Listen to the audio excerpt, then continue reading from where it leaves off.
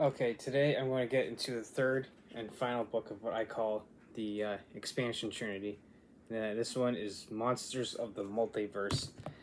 So while the original trilogy, Holy Trinity, that like many people consider is like the Player's Handbook, the DM Guide, and the Monster Manual, this is like I said, I call the expansion trinity of like a Tasha's Cauldron of Everything and Xanathar's Guide of Everything, which I've done, and this one, Monsters of the Multiverse.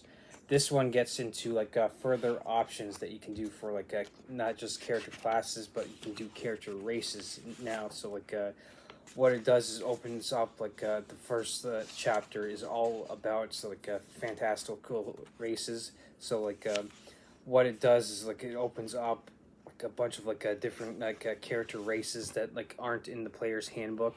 So for instance you can see Erica the Erica Kokra. I'm butchering the name on that. I'm sure you recognize the character Jarnathan in the D&D movie. Yeah, that's what his race is. So it opens up races that, and of course you got your deep gnomes, or campaigns I ran with friends years ago. We all call them a Smurfs or whatever.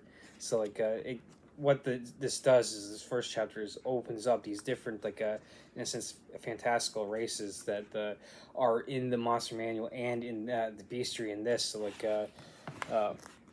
you got Goliath, which is another popular race that people like to do, because those Goliaths are what you could say is the stereotypical barbarian class. So what this does is instead of say you don't necessarily want to play your stereotypical elf, dwarf, human, gnome, halfling, or half orc or half elf or whatever. What this does is it gives you more options for races that you can play and everything. So it gives it kind of opens up a whole new brand, a whole new different theme of play and everything. So instead of playing as your typical races that I mentioned, what you can do is now you can start playing as your what's considered your monster classes and everything. So for instance, one of the popular monsters is the hobgoblin, which is of the goblin family, the goblins, the hobgoblins, the bugbears, and you can also play those and everything. So the Haringen, recently I watched a YouTube channel called Questline. They had a 4-part series of on Dragonlance, Shadow, War of the Shadow of the. It's based in Dragonlance. It's War of the Takesis. I'm butchering the name of it and everything. So it's trying to look for it. The Shadow of the Dragon Queen, which I actually have and everything. So that one, one of the characters played Herringer, and he's Quincy's Tavern on TikTok. He played one of those characters as the typical rogue, and so that's the first time that I was introduced to the Herringer race and everything. So what you can do or go to the quest line series, and like I said, it's a 4-part series on the Shadow of the Dragon Queen and Dragonlance, and another TikToker that I follow, Tank Tolman, played a dwarven barbarian, and he played a guardian. An ancestral guardian barbarian, which is one of the class options that you can find in the other expansion books that I've mentioned before. So you can see how you can expand upon different classes with the other ones, and now with this you can expand upon the different races as well. So like I said, I just gave an example with the Herringer race that you one played in the campaign set and the pre-made one. So of course you can it had to be that give and take between players and the DM, where the DM wants to go with the story, what the players want to play, and where they want to go with their character development and everything. So it all depends on like the give and take. So like you might be like in a campaign setting where like the Herringers that I mentioned or the Goliaths might not be in that world that the DM is building or a preset campaign setting that they're using. So like or you can kind of tweak it and like you know, to make it fit in, because like for instance like the Dragonlance Shadow of the Dragon Queen module that I saw on Questline, Herringers aren't really. I've read a bunch of the books, and those Herringers are like those. Yeah, the Haringons. I'm actually been mispronouncing that this time. So the Haringons are like the rabbit-like people.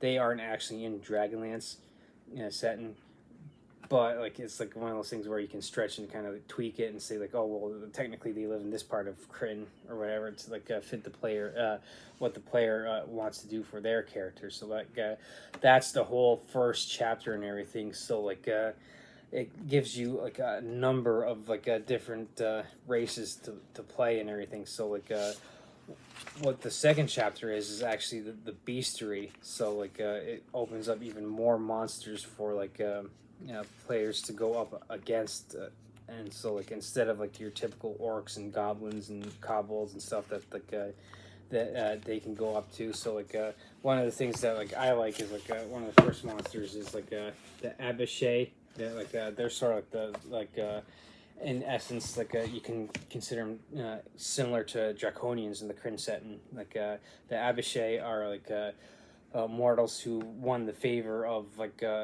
Tiamat, the evil dragon queen of like all the chromatic dragons, like the black, red, green, blue, white, and like they are in a sense turned into Abishais, and so like that's just another monster like comes to mind. So like but like what drew me to like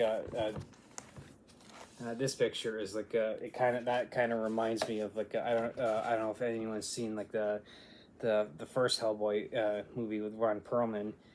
That reminds me of like the monster that he was fighting and everything. So like that's just like some of the new like monsters that people can come across that aren't necessarily in the monster manual or even like the other expansions that you see. So like people probably know like Stranger Things, but like the Demogorgon from Stranger Things, like so referencing like pop culture and everything. So like this ultimately does expand upon like the monster manual and like the player's handbook, because the player's handbook does have a few monsters in the back of the book. So that's why technically I say and reiterate that like the player's handbook is technically the only book you need.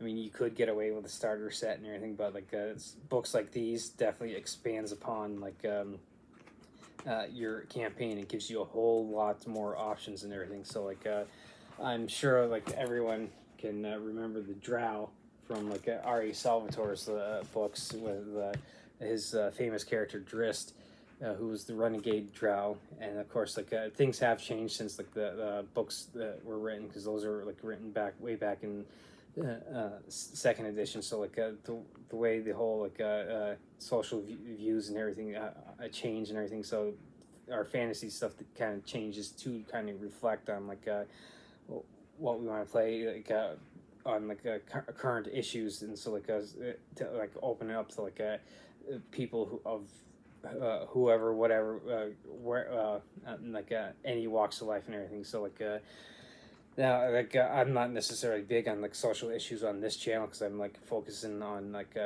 D&D and everything, but fantasy can in a sense like reflect what's going on in reality and everything. So like and like for instance like with mind flayers, it gives you like a whole like map that you can use for like their colony and everything, because like mind flayers tend to be more like a kind of like a hive mind type of monster that you can fight. So it gives you ideas on that as well, like to fight mind flayers and everything. So like and of course it has like elementals and everything. So like I keep showing like artwork, because like the artwork is great in here. So like it shows like the four like main elementals and everything: earth, air, fire, and water.